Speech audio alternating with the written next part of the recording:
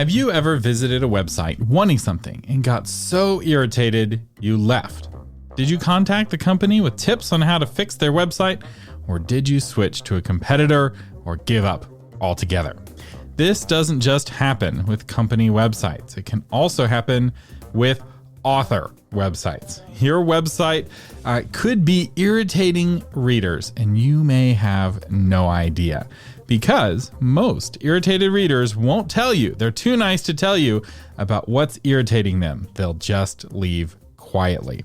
So, what is the secret for making your website less irritating? How can you transform your website from irritating to thrilling? Well, keep listening to find out. Author Media presents Novel Marketing, the longest running book marketing podcast in the world. I'm the Vulcan of book marketing, Thomas Umstattd Jr., and this is the show for writers who want to build their platforms, sell more books, and change the world with writing worth talking about.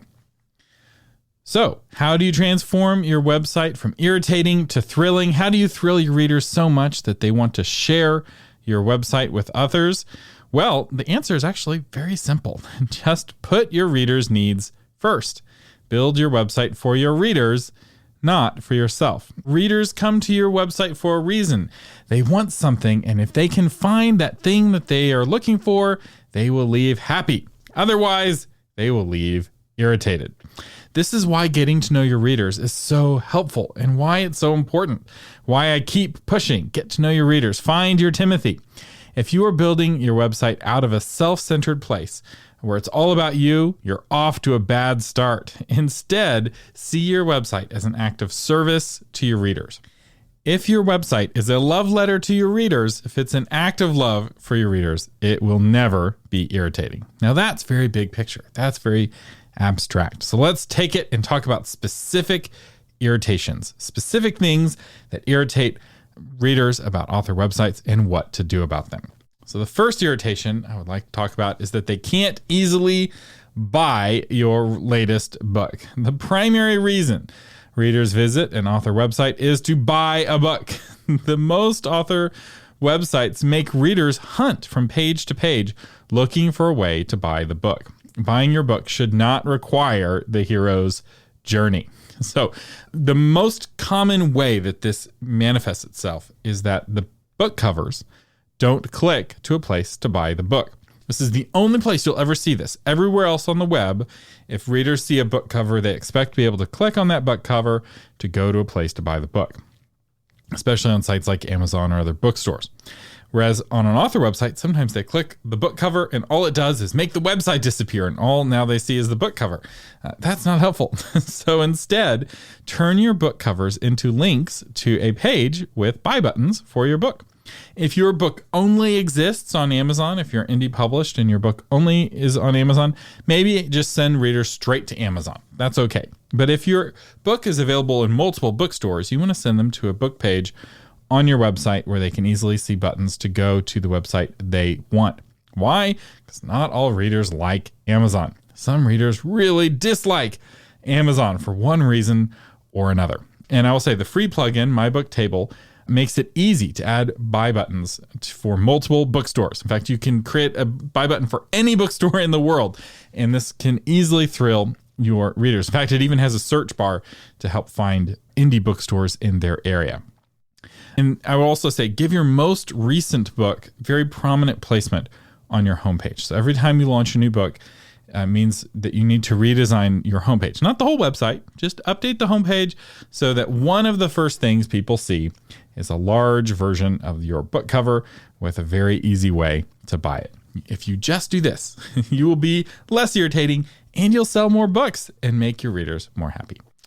The second way that authors irritate readers with their website is that they can't find the status of your work in progress. This is really important, especially for unpublished authors. If you've never written a book before, you're still working on your first book, it's common for authors to be like, what do I put on my website? Well, you put your progress on the book that you're writing.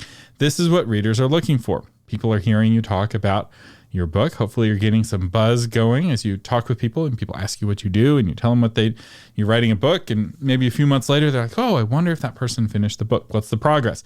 And they go to your website to find out. And often they can't find any information or no up-to-date information. And this is a real missed opportunity, because the act of keeping your readers up to date with your writing, just knowing that you have to write a blog post every month saying what you've done this month, may motivate you to do some more writing. So it's a win-win. And it is a really great way of building that excitement, building that anticipation. Another way to do this, other than writing blog posts, talking about your progress, is with a progress bar. Brandon Sanderson very famously does this really well. He has on his homepage, right at the top, progress bars for all of his works in progress. He typically writes 2 or 3 books at the same time. He'll write like the rough draft of one book, and then he'll go to edit the rough draft of another book. So he has different books at different phases, and he kind of gives his brain a break from one book by working on another book, which is part of his secret to writing so many books. But a lot of people are curious about the status of a certain book, and he has it right there on his homepage. In fact, I found myself going to Brandon Sanderson's website so often to check his progress bars that I had my company develop a plugin called My Book Progress so that it makes it easy for other authors to add Brandon Sanderson-like progress bars to their website. I don't maintain that plugin anymore. I sold My Book Progress and My Book Table to Stormhill Media, but you can still get those plugins. You can still add them to your website. There are free versions of both of those plugins, and you can very easily add a progress bar to your website that will also help you keep up to date with your writing. It helps motivate you to keep writing. The third irritation of author websites is that readers can't easily contact you. And this is a shame, because readers will tell you a lot about themselves. And the more you get to know your readers, the better you can thrill them, right? A lot of authors are like, how do I get to know my readers? And yet they put all of these barriers in between themselves and the readers. And this isn't just a tragedy with your readers trying to contact you. What happens when the host or a producer of a major TV show or radio show needs to contact you to get you on to fill an opening that just appeared on their schedule, right? I know exactly what this is like. I used to have a drive time radio show, and I had to talk for 2 hours every day. And sometimes a guest would drop out, and I needed somebody very quickly, and so could I contact you if I wanted to if I still had that radio show and I wanted to have you on as a guest? Could I get a hold of you fast enough? If a reporter from the New York Times wants to get your quote on an upcoming story, could she call you, right? Is there a way for somebody to get a hold of you? A good contact page needs to have more than a contact form.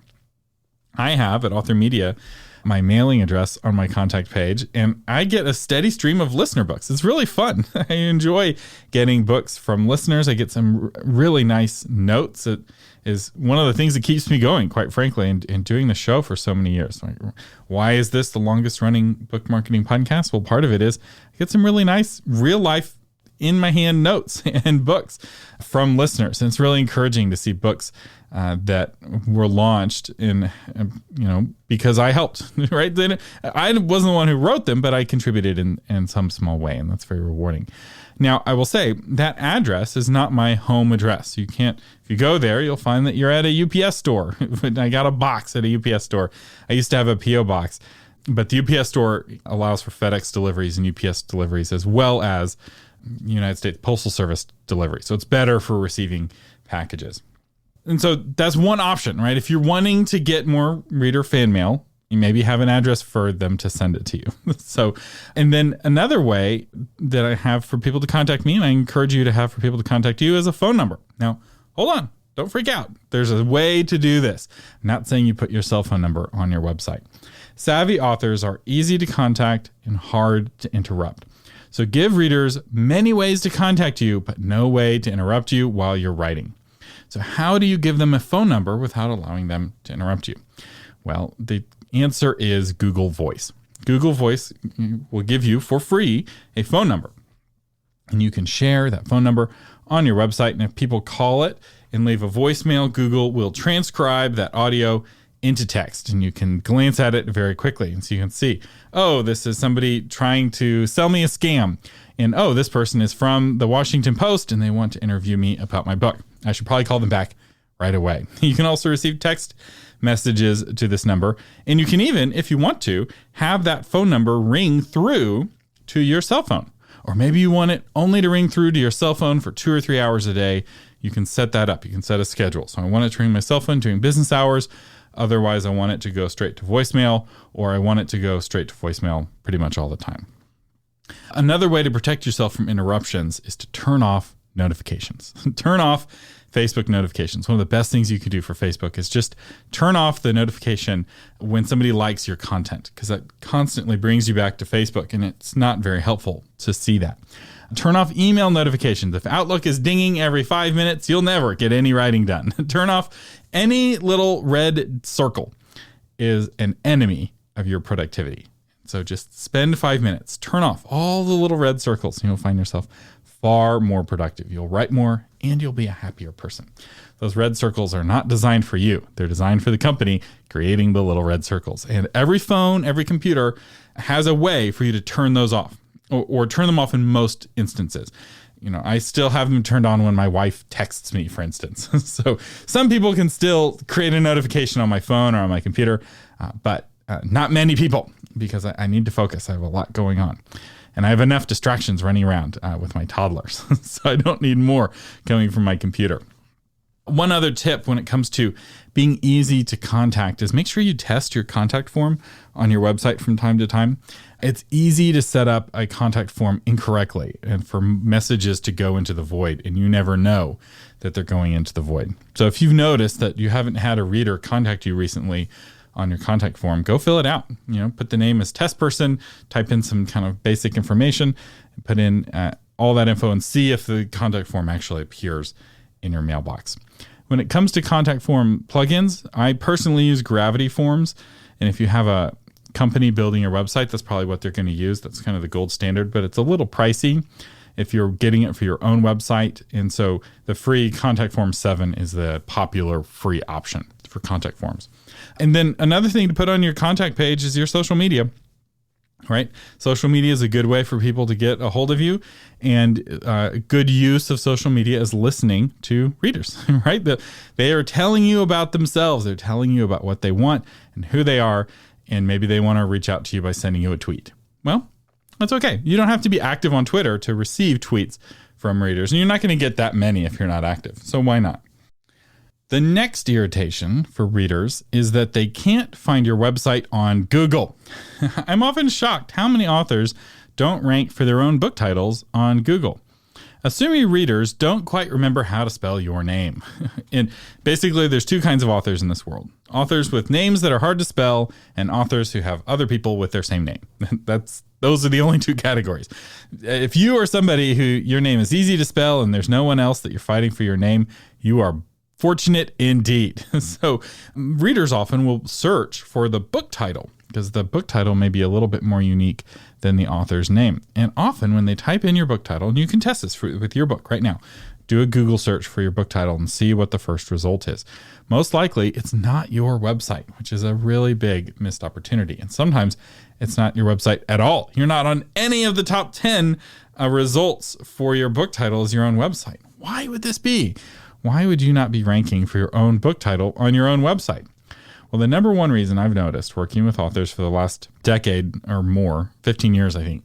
It's been a long time. I lose track. It started in 2007, so that is 15 years almost. So the number one reason this whole time is that there's no single page on a website for the book. The book often gets mentioned in a lot of different places here and there, but there's no single place for Google to send people. And since there's no single page, Google sends people somewhere else. This is a really big lost opportunity and a real irritation for readers, because they want to find a page that has everything. Buttons to buy the book, reader group, questions, all right, every single piece of information about the book, maps of the story world. They all want to find it, and they want to find it on one page. They don't want to hunt around a dozen different pages to find that. And so if you do create a page for your book that has all of the information about your book, it's much more likely to rank for Google. In fact, it's almost guaranteed to rank for Google. And this is why I created the My Book Table plugin. So I already mentioned it earlier. My Book Table helps in a lot of different ways. And one of the ways it really helps is that people who use My Book Table tend to rank number 1 or number 2 for their book title, because it creates a really solid book page that has the kind of information that Google's looking for to send people to. Now, the plugin's now maintained by Stormhill Media. So if you have, tech support questions or if you have feature ideas, don't send them to me. I don't do that anymore. But it is still a great plugin and you can still get it. Now, some authors not only not rank for their own book titles, but they also don't rank for their own names. And this is because they often write their homepages in first person. So instead of saying, I am a best-selling author, your homepage should say, John Smith is a best-selling author. You want to mention your name several times on your homepage. Same with your about page. If you never mention your own name on your own website, then how does Google know that your website is about you? So there's a great tool for WordPress called Yoast SEO. It's a plugin that you can install, and it will help you optimize each page for the keyword that you want to rank for. So your homepage, the focus keyword should be your name. That should also be the focus keyword for your about page. And for your book page, the focus keyword should be the title of your book. And if you want more help with SEO, there's a lot. SEO is very deep. I'm actually in the process right now of recording a whole course on SEO tips for authors. It's going to be a part of my course, Obscure No More. But we also have 15 articles and episodes on SEO that I'll link to at the show notes at authormedia.com/291 for episode 291. The next irritation for readers on an author website is that they can't browse your backlist. If you've been writing for a while, there's a chance that you have quite a few books in your backlist. And it's really easy to be so focused on the last book that came out and the next book that you're working on that the backlist books become abandoned children. They become the stepchild that nobody cares about. And if these backlist books are not selling well, your website may be partly to blame. So what I recommend is that you create a books page on your website that lists all of the books that you have written. And this page shouldn't have a lot of information about each book. It should talk about here's the series and the order and the title of the book and the cover, but that's about it. And then when they click the book cover or they click the book title, it takes them to a whole page about the book. And this is great because it creates a place for people to kind of discover all the different books you've written while also having a specific page for each individual book that Google can send people to. And this really helps with SEO. It's a page that My Book Table will build for you automatically, which is really nice. If you're using My Book Table, it takes all your books and puts them on a book page with the links all done really well. And the more, if you do this, and you may be like, but I only have one book, or I'm still working on my first book. Why do I need this? Well, if you're using My Book Table from the beginning, it won't be more work down the road. So it saves you a lot of time in the long run if you build a good foundation.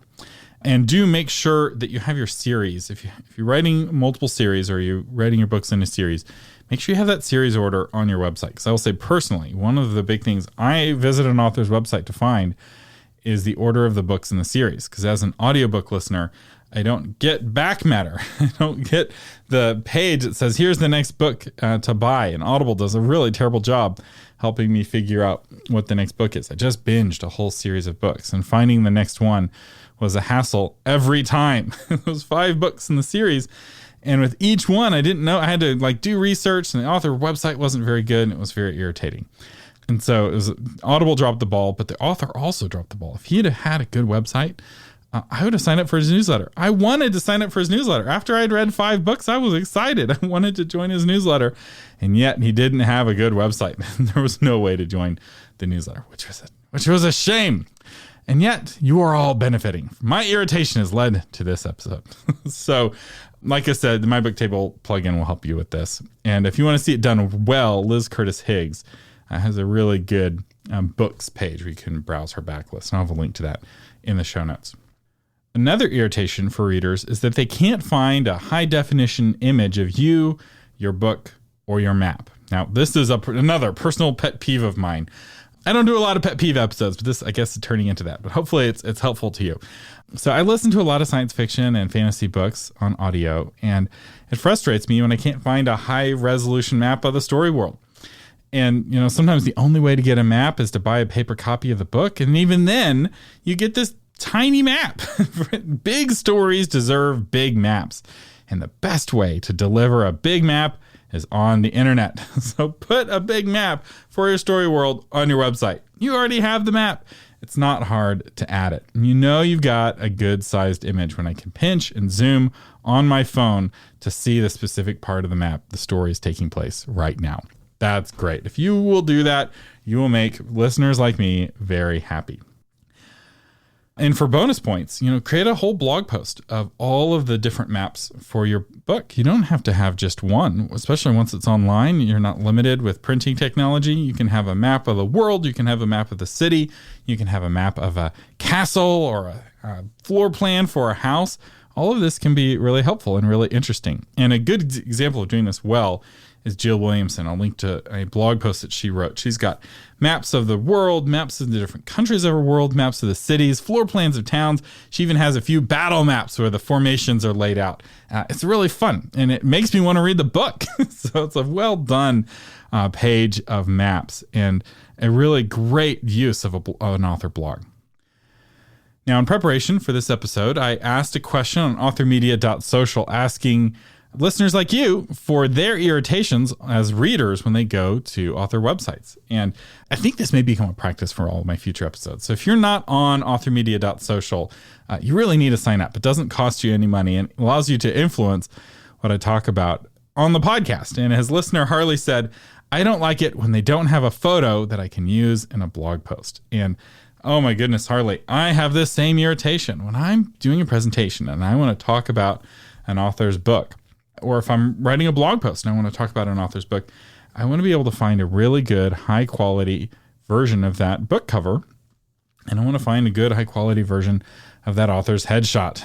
And often that is really hard to find. All that's on the website are tiny thumbnails that don't look good on a projector, and there's no way to work with them, to work them into a blog post image. So it's really irritating and really unnecessary. So you want to have at least one large version of your headshot, your book cover, and of course, the map of your story world. If you're writing fantasy, science fiction, historical fiction, really anything that has a map. I know an author who is writing biblical fiction, and you'd think if there's one kind of fiction that doesn't need a map, it's biblical fiction. Not true. He used mapping software and created all these wonderful maps for his biblical fiction of these various towns in the biblical stories. So maps are great. Authors need to make more maps. Okay. The next irritation is annoying pop-ups. Several people on authormedia.social pointed this out. And I will say, adding a pop-up to your website can be one of the best ways to grow your email list. When we first added a pop-up to authormedia.com, we went from adding 30 new emails a month to adding 300 new emails a month. It was a dramatic change. The problem is not the pop-up itself. The problem is the annoying part. It's the irritating part. Sometimes readers come to your website specifically to sign up for your email newsletter, and those readers are happy to see a pop-up, and other readers would be happy to see a pop-up if they first got a chance to get to know you first. The problem is with the pop-up's timing.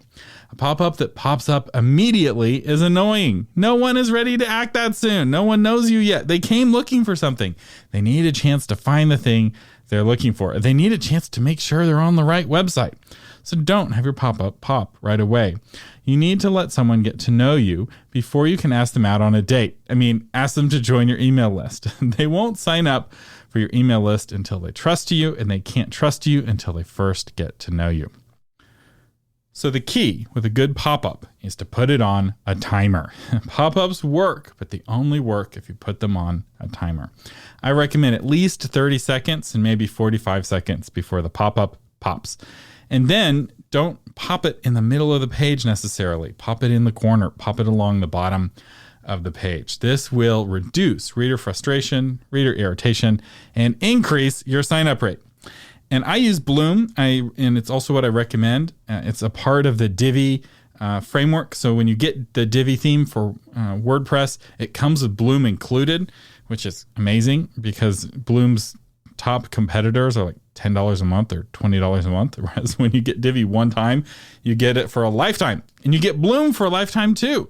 It's amazing. In fact, I know authors who sign up for elegant themes to get Divi and Bloom for a lifetime, just for Bloom. They're not using the Divi theme, they're just using the Bloom plugin for pop-ups. And Bloom allows you to put pop-ups on a timer. It allows you to do corner poppers, bottom poppers, and even set a site-wide. If someone closes the pop-up, don't show it to them again for another so many days or so many hours. It gives you a lot of control, really easy, allows you to make really beautiful opt-ins where you can both have your happy readers and your growing email list at the same time. I've been using Bloom for years, and I love it. The final irritation, the final way that author websites irritate readers, or at least the final way I'll talk about in this episode. There's more than we're talking about here, but that is being mobile unfriendly. Not every reader has a computer in front of them. In fact, you probably don't have a computer in front of you right now. Maybe you do. Some of you listen on computers to this show. But most people listen on a smartphone. They have an app like Podcast Addict that downloads new episodes automatically. But the same is true with readers, right? They may have a computer, but it's far away and it's turned off. But they always have a phone in their pockets. For most people, the last thing they touch at night is their phone. The first thing they touch in the morning is their phone. And the way they're likely visiting your website is on their phone. And yet, many authors build the computer version of their websites first, and the phone version is an afterthought. This is 20th century thinking and may be irritating your readers. Your website may be broken for mobile, and you may not even know it because you're visiting it on your computer. So when you build a website, make sure it looks great on phones. And this is where Divi, which I already mentioned, comes in. Divi, which is a theme for WordPress, but it's drag and drop like Wix and Squarespace. So it gives you the power of WordPress. It allows you to use the powerful WordPress plugins, but also allows you to really easily make changes to your website with drag and drop. And it gives you instant preview of what your website will look like on mobile and allows you to make mobile-only changes without touching any code. That's right. You can edit the mobile responsiveness of your website in Divi, including having some things not appear at all on mobile if you want, without changing any code. You have no idea what a big deal this is. I used to run a web design agency, and we used to spend hours and hours editing CSS files to try to get pages to respond correctly in mobile versions, and previewing it was always a hassle, and to be able to do it with just a few clicks in Divi is just mind-blowing. So I'll have an affiliate link for Divi if any of you want to check it out. I know a lot of you are already using Divi, and it's really great for mobile. So if you haven't played around with the mobile features of Divi, do check it out because it's really quite robust. You just click the little tablet icon to see your website in tablet view and click the phone icon to see your website in phone view. And really make an effort to make that mobile version have all of the content in a really good way. And I'll say the one most annoying thing that you can put on a website that doesn't work well for mobile is a slider. Sliders slide side to side, and everything on a phone goes up and down. And so one of the best things you can take off of your website if you want it to be mobile friendly is the slider. Take the content that was in your slider that was sliding side to side and just put it on the page lower down the page. People can scroll really easily now. The idea of above the fold and below the fold, and the idea that scrolling is hard, that's not true. It was anymore. It was true with Windows 95 and AOL, and you had to click the down arrow to scroll down on a page, but that hasn't been true for a long time. Now scrolling down is really easy. People will scroll down on Facebook for miles, literally miles, flicking. If the paper, if Facebook was a piece of paper, or TikTok or whatever, Instagram, they're flicking, scrolling for an hour. You scrolled, maybe a tenth of a mile or something. So people have no problem scrolling down, but they have a real problem scrolling side to side. So take that slider off of your website to make it less annoying. If you're wanting more help on making your website amazing for readers, I have a course called The 7 Secrets of Amazing Author Websites. And this course is all about how to make your website thrill your readers. And here's the best part. The course is free. So I walk you through building a website yourself if you want to, but it also has general principles if you're working with a web designer to build your website on how to kind of craft the website to be for your readers rather than being for yourself. So it's both the big picture, how to overall make your website more helpful, but also the really specific, here's how to set up Divi, here's how to set up WordPress hosting, etc. And so you can check that out at authormedia.com. Just go to courses. I have 7 secrets of amazing author websites. I will say I'm in the process of getting Author Media redesigned, which is a big deal. I haven't worked on the homepage of Author Media in quite some time, not since we brought in and merged Author Media and Novel Marketing. So novelmarketing.com used to be a separate website from authormedia.com. And we merged those sites and I've kind of bolted them on to each other.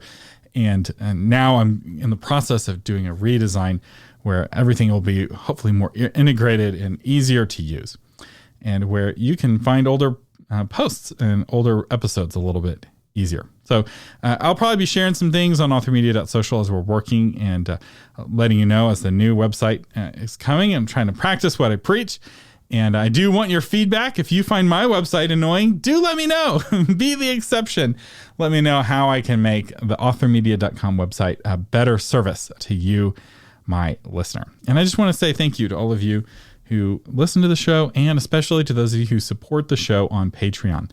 Patreon is where you can financially keep the podcast running. It's an expensive show to put on, and it is how I supply or provide for my family. It's this podcast and the courses. I don't have a day job. This is my job, helping you sell more books and build a platform. And if you do want to become a patron, some of the perks include a bonus episode every month that's only for patrons, where I answer patrons' questions, and also some really cool discounts on our courses, access to the podcast host directory, and a whole lot more. So if you're curious, just go to authormedia.com and we have links to Patreon there, or go to patreon.com and do a search for Novel Marketing.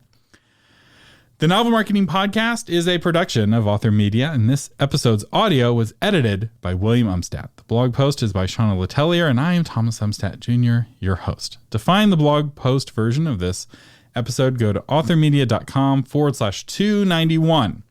And that's where you'll find links to everything we talked about, and I hope you find them helpful. Thank you for listening, and live long and prosper.